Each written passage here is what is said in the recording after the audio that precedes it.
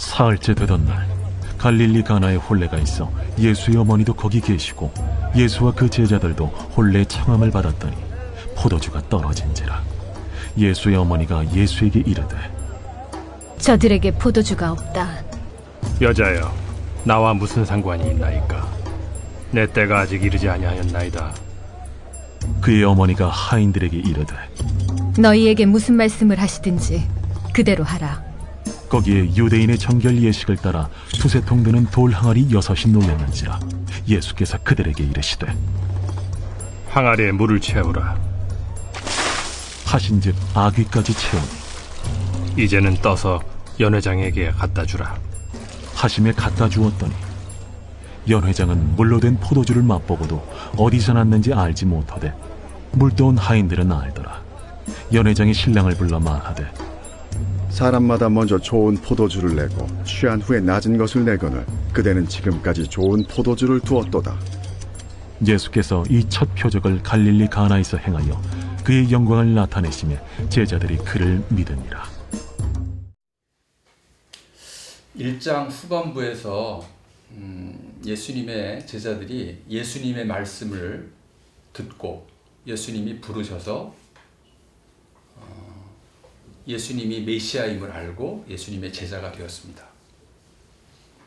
그리고 나서 사흘째 되던 날 예수님은 나다나엘의 고향인 가나라는 갈릴리 아주 작은 마을이 있는데 그곳에 혼인잔치가 있어서 제자들과 함께 초청을 받았습니다.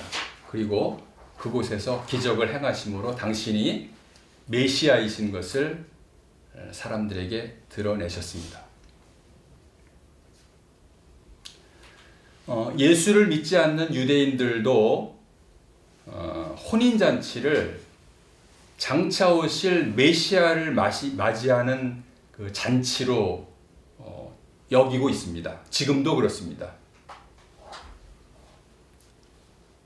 그러니까 천국 잔치를 미리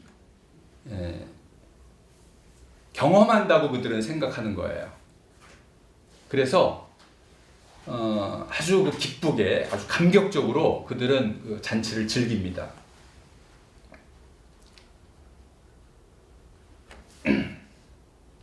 그러니까 결혼식을 단순히 신랑 신부만을 위한 잔치라고 생각하지 않는 거죠. 제가 설교 준비를 하면서 동영상을 잠깐 봤습니다. 결혼식에 참여한 모든 유대인들이 서로 손잡고 팔짱을 끼고 아주 흥겹게 춤을 추면서 놉니다.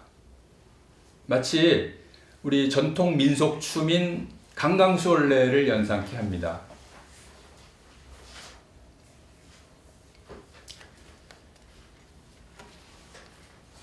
저녁 7시쯤인가 결혼식을 시작을 해서 자정이 넘어서까지 이들은 실컷 먹고 마시고 춤을 추면서 놉니다. 지금 제가 말씀드린 것은 유대인들의, 예수를 믿지 않는 유대인들의 혼인잔치를 말씀드렸습니다. 그런데 이사야서 54장 5절, 6절 말씀을 제가 좀 여러분들한테 소개를 해드리겠습니다. 새 번역으로 제가 여러분들한테 이해하기 쉽게 말씀을 드리겠습니다. 너를 지으신 이가 내 남편이 될 것이다. 버림을 받아서 마음이 아픈 너를 주님께서 부르신다.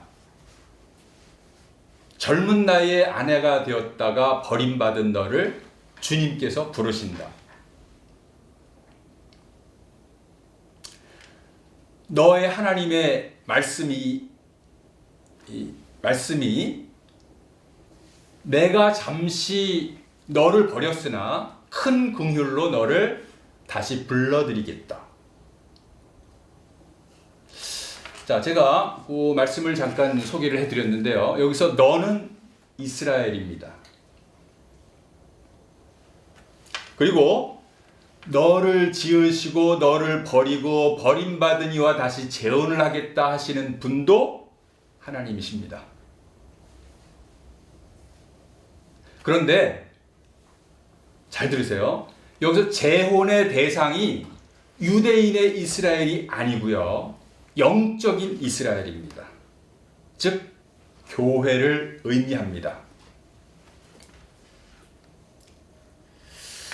하나님께서는 이스라엘을 제사장 나라로 삼으시면서 하나님의 이름을 온 열방에 선포하고 그들을 하나님께 데려오라고 이렇게 명하셨습니다. 그런데 이스라엘이 어떻게 했습니까? 수백 년 동안, 아니 1000년 가까운 세월 동안 이방신들에게 끌려다니면서 우상 숭배를 했고요. 하나님의 이름을 더럽혔습니다. 그래서 하나님이 제사장 나라로 삼았던 이스라엘을 버렸습니다. 그리고 예수께서 이 땅에 오셨습니다. 그래서 예수를 영접한 사람이면 유대인이든 아니든 이방인이든 상관없이 그들을 천국 백성으로 삼으시겠다고 이렇게 약속을 하신 겁니다. 우리가 알고 있는 이사야서, 예레미야서, 에스겔서, 소위 예언서라고 하는데요. 여기에 나오는, 여기 수시로 언급된 그 이스라엘의 회복은요, 뭘 의미하냐면 유대인 이스라엘이 아니고요, 영적 이스라엘, 즉 교회의 구원을 의미하는 겁니다. 그러니까 천국 잔치는 유대교를 믿는 유대인들을 위한 잔치가 아니라 그리스도인들을 위한 잔치입니다. 그러니까 우리가 예수를 믿지 않는 유대인들이 혼인잔치를 하면서 즐겁게 노는 모습이 좀 안타깝게 여겨지는 부분입니다. 가나의 혼인잔치는요, 예수를 영접한 무리들, 즉 혼인을 약속한 신부들이죠. 이들이 다시 오실 그리스도, 즉 신랑을 맞아서 벌이게 될 혼인잔치를 미리 예시해주는 사건입니다. 그 혼인잔치에 포도주가 떨어졌습니다. 혼주로서는 굉장히 당황할 수밖에 없는 그런 상황입니다. 가난했거나 준비가 소홀했거나 등등의 여러 가지 이유가 있었겠지만 정확히 알 수는 없습니다. 혼인잔치에 포도주가 없어서 안 되는 상황은 이게 무슨 의미냐면 주님의 피로 세운 언약이 없이는 천국에 갈 수 없다는 것을 의미합니다. 여기서 포도주는 주님의 보혈, 새 언약을 상징합니다. 고린도전서 11장 25절에서 예수님 말씀하십니다. 이 포도주 잔은 내 피로 세운 새 언약이니 이것을 행하여 마실 때마다 나를 기념하라. 이렇게 말씀하셨습니다. 여러분, 성경 본문에 6개의 비어있는 돌 항아리가 나오죠. 이게 무엇을 의미합니까? 6은 불완전의 숫자이고 비어있다라는 것은 무의미, 무생명을 의미합니다. 그러니까 천국 잔치에 들어가려면 이 돌 항아리로 상징된 정결 의식으로는 안 된다는 거죠. 주님의 피로 세운 언약이 아니면 천국에 들어갈 수 없다는 것을 포도주를 통해서 확인할 수 있는 그런 부분입니다. 예수의 어머니는 혼주와 아주 가까운 친척인 것 같습니다. 그리고 동시에 혼인잔치를 책임질 만한 위치에 있는 그런 분이었던 것 같습니다. 그래서 예수께 포도주가 떨어졌다라고 말을 하고 하인들에게는 예수님의 말씀을 듣고 행하라 이렇게 말을 합니다. 마리아는요, 예수가 메시아이심을 알고 있었습니다. 그리고 예수께서 당신이 메시아임을 사람들에게 드러내기를 원하셨던 것 같습니다. 예수께서 여자여 나와 무슨 상관이 있나이까 이렇게 말을 하죠.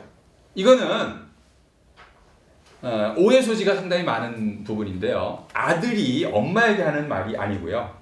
그리스도께서 믿는 자에게 하는 말입니다.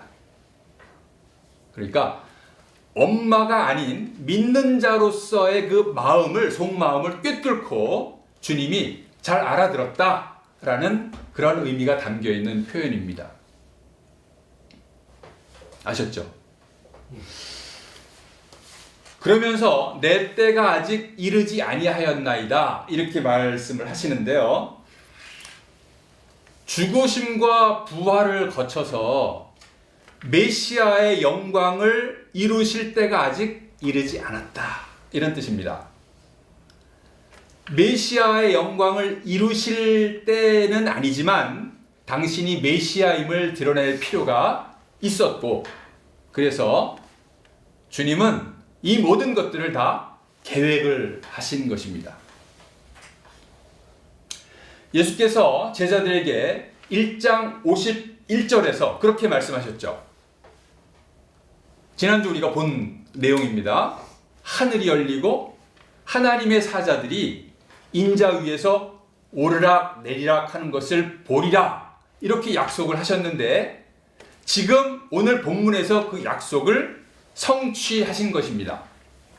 그래서 제자들의 연약한 믿음을 좀 자라게 하시기 위해서 이렇게 의도적으로 하신 것이다 이렇게 받아들이면 됩니다.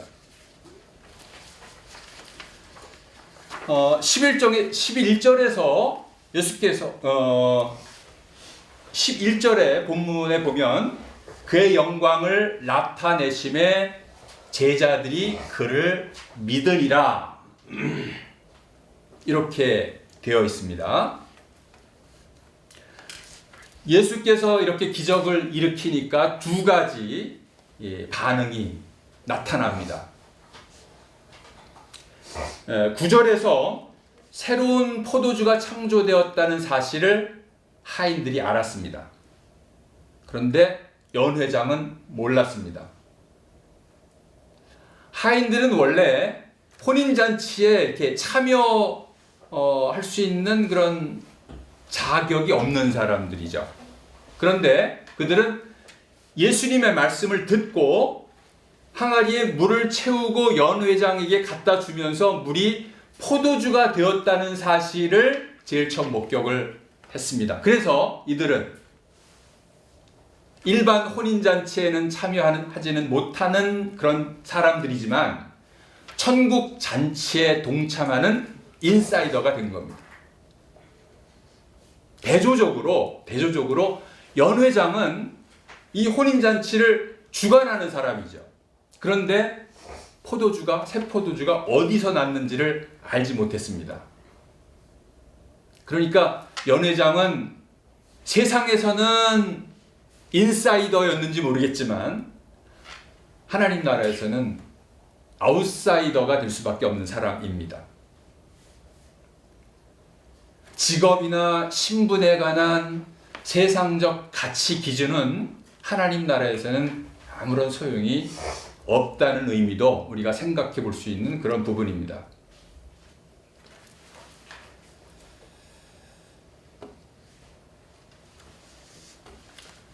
성도 여러분, 가나의 혼인잔치가 여러분에게 새로운 교훈과 감동을 준다면 어떤 게 있을까 한번 생각해 보시기 바랍니다. 제가 말씀드리는 것과 여러분들이 생각하는 것이 좀 일치되었으면 좋겠습니다. 두 가지만 언급하겠습니다. 첫 번째, 주님은 제자에게 당신이 메시아임을 반드시 보여줍니다. 세례 요한이 주님에 대해 이렇게 말하죠.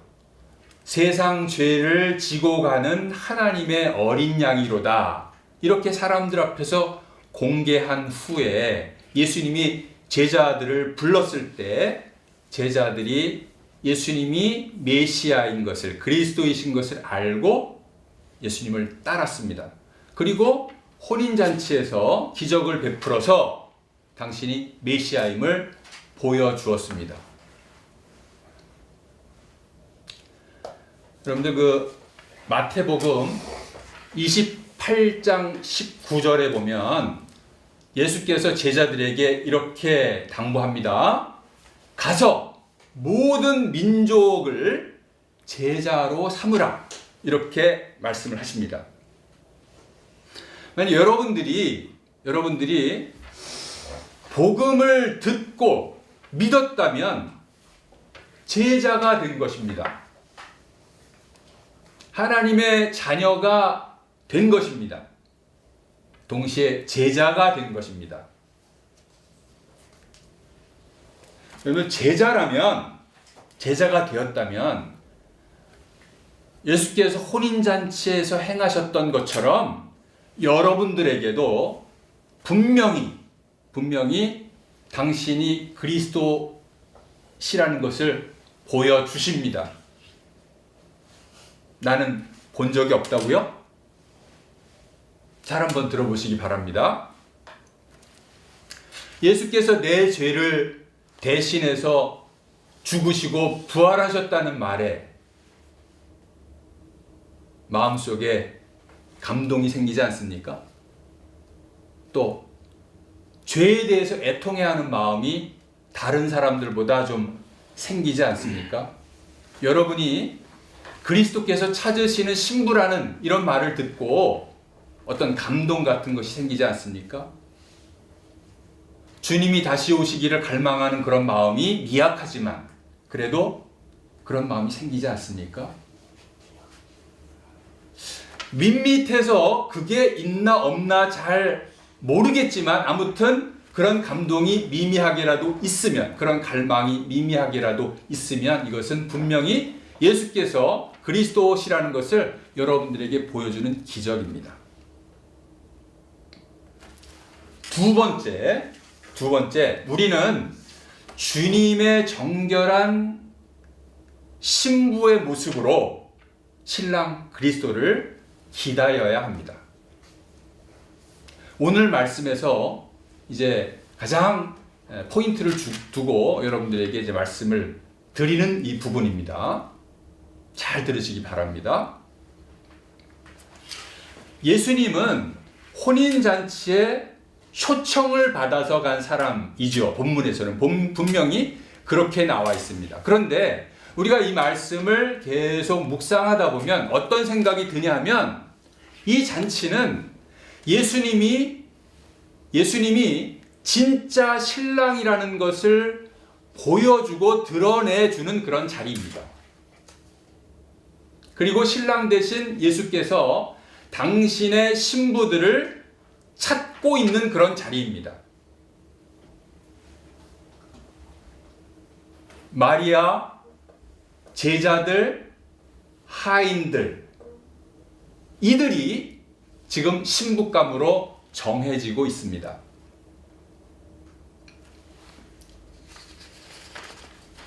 그러니까 마리아나 제자들 그리고 하인들은 최초의 신부가 되는 것이고요.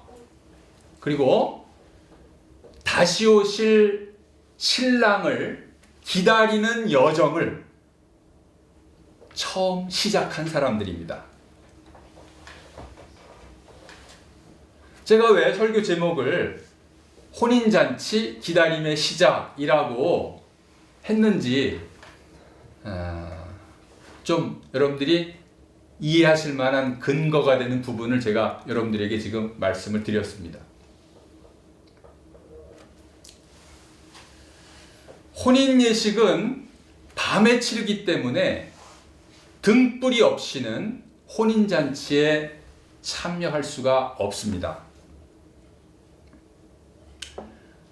마태복음 25장 10절에 보면 신랑을 맞이했던 10처녀 중에서 등과 기름을 준비했던 5처녀만이 혼인잔치에 참여하게 되었다라는 것을 보여주는 대목이 있습니다. 이게 무슨 의미일까를 한번 좀 생각을 해보겠습니다. 교회 안에 진짜 신부와 가짜 신부가 공존하고 있다는 얘기입니다. 교회 밖의 얘기가 아닙니다. 교회 안의 얘기입니다. 10처녀가 신랑을 맞으러 나갔다 이렇게 얘기하고 있거든요. 진짜 신부라면 주님의 언약을 믿고 믿음으로 또 정결하기를 힘쓰면서 주님 오시기를 기다리겠죠. 그런데 가짜 신부는 어떻습니까? 예수님을 좋아합니다. 예수님을 사랑한다 라고 말을 하지만 예수님과 결혼해서 예수님과 하나가 될 생각은 갖고 있는 것 같지 않습니다. 지금 한국에 많은 교회들이 있고 그리스도인들이 있지만 천국이 오기를 사모하고 있습니까? 천국에 대한 열망이 있습니까? 솔직하게 답변해 보십시오. 이렇게 물으면 갸우뚱하는 사람들이 꽤 많이 있지 않을까 이런 생각이 듭니다. 이들에게는 가짜 신부들의 특징입니다. 이들에게는 천국을 사모하는 마음이 없습니다. 그리고 세상에 대한 미련만 아주 많습니다.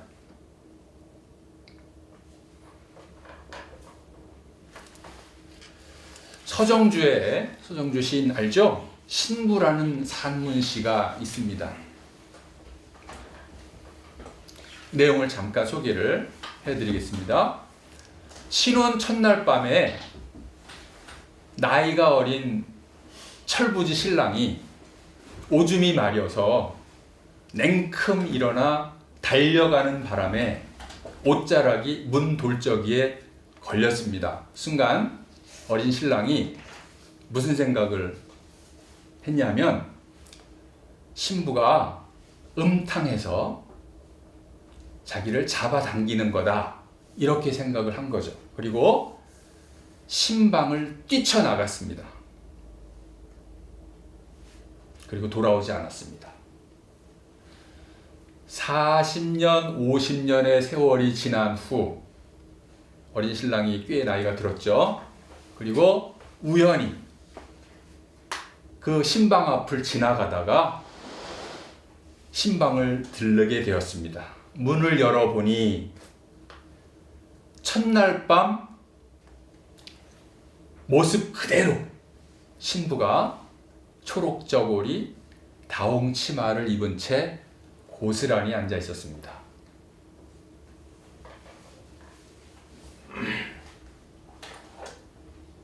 이런 내용입니다.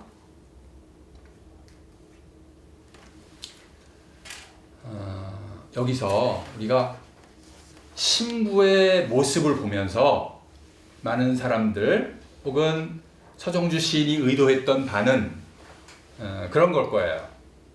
신부의 아름다운 지조, 절개. 그런데 솔직히 우리가 이렇게 말을 들으면 너무 현실적이지도 않고 굳이 신부의 모습에 대해서 어떤 감동을 이야기한다면 아름답다라기보다는 좀 지조와 절개가 매섭다 이런 식으로 표현할 수 있지 않을까 싶습니다. 과거 유교 사회에서는요, 언제 올지 모르는 철부지 신랑이라도 정결한 신부라면 40-50년 그 이상도 기다릴 수 있어야 한다라고 생각을 하고 그것을 사람들에게 주입을 시키려고 했던 것 같습니다. 하물며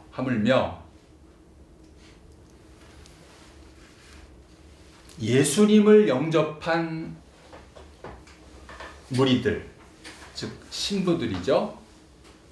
혼인을 기약한 신부들이 다시 오실 신랑, 그 신랑이 반드시 다시 올 거라고 믿고 끝까지 기다리는 것은 너무나 당연한 것 아닐까요?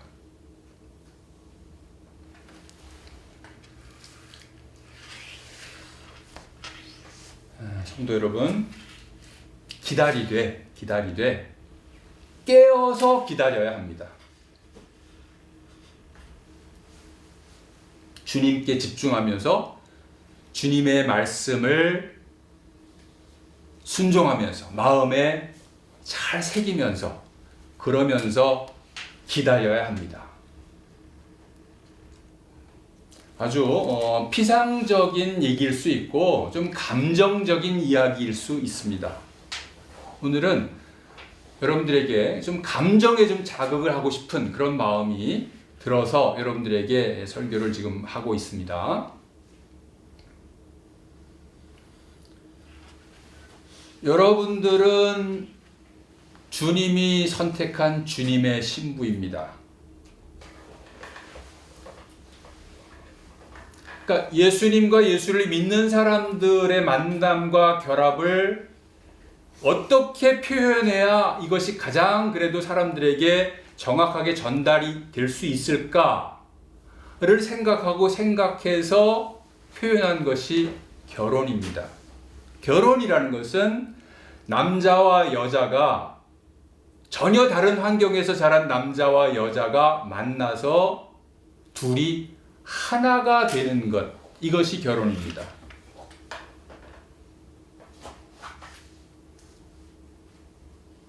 그래서 예수님과 우리의 만남은 결혼이라는 것으로 표현하는 것이 가장 적절하다라고 판단을 해서 성경에 계속 혼인잔치, 결혼, 신랑, 신부 이런 식의 표현을 많이 사용하고 있는 것입니다. 그러니까 신부로서 정결한 삶을 살아야 한다는 것은 오직 예수님 말씀을 순종하면서 살아야 한다라는 그런 뜻으로 여러분들이 해석을 하면 됩니다. 순종하고 바라보고 순종하고 바라보고 주님이 주시는 것을 받아 누리고 기뻐하고 또 순종하고 그러는 과정에서 우리가 주님과 하나가 되어가는 것이죠. 결국 주님이 원하시는 것은 그것입니다. 결혼해서 부부가 살다 보면 여러분들 그런 얘기 종종 듣지 않습니까? 부부가 한 30년, 40년, 50년 이렇게 살다 보면 부부가 서로 닮아간다고 하지 않습니까? 그러니까 닮아가는 과정에서 결혼을 시작해서 닮았다라는 말을 듣기까지 그 수십 년의 세월 순조로웠겠습니까? 굉장히 힘들고 어렵고 갈등과 싸움이 얼마나 많았겠습니까? 정결한 신부로서의 삶을 살아가야 한다라는 말은 그런 의미를 다 내포하고 있는 것입니다. 아직 결혼을 안 한 사람들이 많이 있어서 실감을 잘 할지 모르겠습니다. 마지막으로 여러분들에게 다시 한번 당부하고 축원을 드립니다. 하늘그림의 가족 여러분,